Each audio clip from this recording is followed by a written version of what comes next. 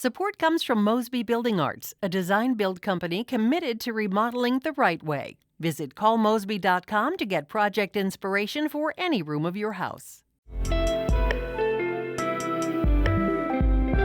It's Thursday, February 10th. This is The Gateway. I'm Wayne Pratt. Many people trying to stay in shape this winter are facing the difficult choice of whether to go back to the gym as the pandemic drags on.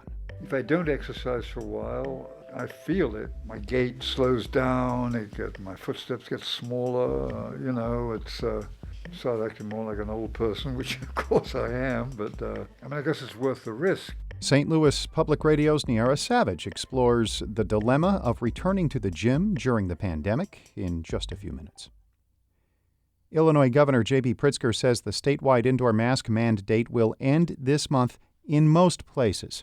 He says the restrictions will be lifted on the 28th, but masks will still be required on public transportation, in hospitals, and in K-12 schools. We have lots of people who are joined together in smaller spaces, thousands of people interacting in one location at a time. And so that's something that will come weeks hence. Pritzker says COVID-19 hospitalizations have dropped by 2/3 since Illinois' Omicron peak, which helped prompt the new guidance. Public health leaders in the Metro East are planning for the end of that statewide mask mandate. St. Clair County Health Department Director Mila Blandford is stopping short of fully endorsing the plan announced yesterday by the governor. She says people can still make good choices even after the mandate is lifted. We still have all the tools in place to keep us safe. Be up to date on your vaccine as soon as you're eligible. Make sure that if you're sick, you're tested. Wear a mask in crowded spaces, and wash your hands. Blandford says the county's COVID-19 hospitalizations are going down dramatically. She also says 63% of all eligible residents are vaccinated. Missouri senators remain at odds over a plan to redraw the state's 8 U.S. House districts. The Senate quit yesterday with no resolution after a third day of filibustering by conservative Republicans. Members are scheduled to try again today. Conservatives are fighting a proposal backed by Republican legislative leaders that's projected to send 6 Republicans and 2 Democrats to the U.S. House. The Conservative caucus wants to reshape the districts to give the GOP a chance at winning 7 seats. A proposed 7-1 map was defeated earlier this week. St. Louis Public Schools is pushing for more parent political involvement in Jefferson City.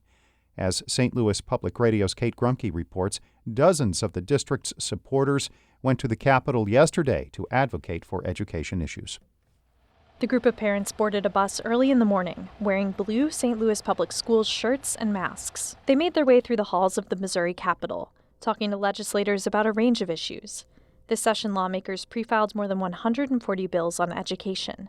Emily Kelso is a parent in the district and the chair of the St. Louis Public Schools Parent Action Council. We feel like St. Louis Public Schools has not always been well represented from the parent perspective, and we want to make sure that they hear from us, that they know that we choose St. Louis Public Schools, that this is not a place that we're trapped.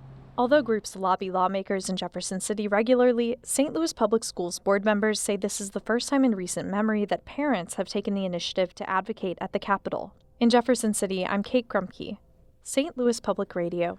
A Missouri man sentenced to life in prison as a teenager will be released April 23rd. Michael Polite was notified this week that he can leave prison in the spring. He was convicted in the 1998 murder of his mother in Washington County. Polite has maintained his innocence. Experts say there were problems with his trial, including the fact that evidence used to convict Polite was disproven. Several jurors say they no longer believe he was guilty. Polite was 18 when sentenced to life in prison and will be 38 when he is paroled later this year.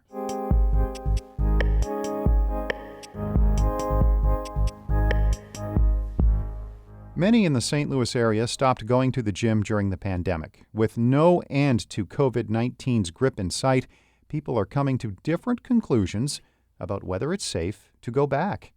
St. Louis Public Radio's Niara Savage reports.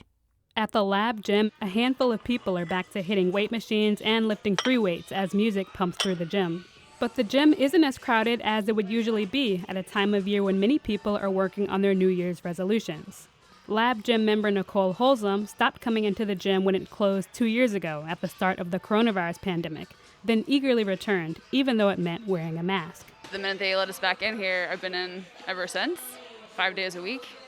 I feel totally safe. But many members aren't yet returning to the lab. Management says memberships are still a fraction of what they were before the pandemic started. The gym requires people to wear a mask, but many people don't like working out in one. Marion Link says she's been working out at the lab gym for years.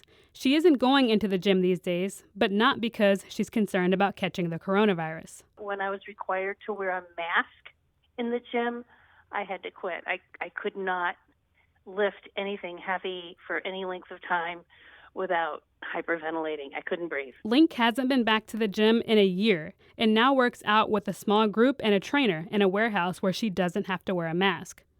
Some public health experts say working out in a gym during the spike in coronavirus cases isn't a good idea. St. Louis University infectious disease specialist and physician Sarah George says gyms could be an especially risky environment with factors that fuel transmissibility of the virus. People in gyms, they're working out, which is great for their health, but that means they're huffing and puffing and breathing an awful lot and exhaling a lot of air. And depending on how the equipment is placed or what they're doing, they may be doing so at close quarters, and many of them are not wearing masks. It varies from place to place a bit. George says coronavirus particles can survive and remain infectious on hard surfaces for several hours. Personal trainers say many clients are choosing to stay home. Bryce Mitchell is the owner of New Era Fitness in St. Louis, which offers personal training and small group sessions. Normally, our normal schedule before this was 5 a.m. to maybe 11, and then I get a break and I pick back up from 3 to 7. This has been, I probably maybe see 3 clients a day. One of his clients is Sarah Feltz.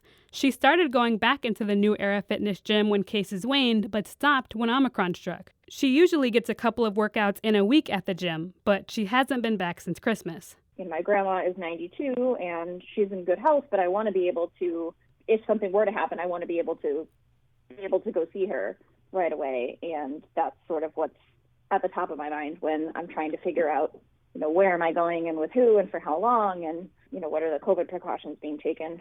But not everybody who's in a high-risk category is avoiding the gym. 85-year-old Peter Hammond says Omicron hasn't stopped him. He still gets a one-on-one workout with Mitchell about twice a week and says getting into the gym regularly is crucial for maintaining his health. If I don't exercise for a while, I feel it, my gait slows down, my footsteps get smaller, it's start acting more like an old person, which of course I am, but I guess it's worth the risk.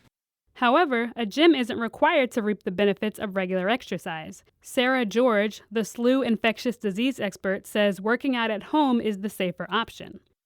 You may not have all the equipment at home. You probably don't, but you can still do basic jumping jacks, jogging in place, whatever it may be you want to do at home. It's simply, in my opinion, a risk you don't need to take.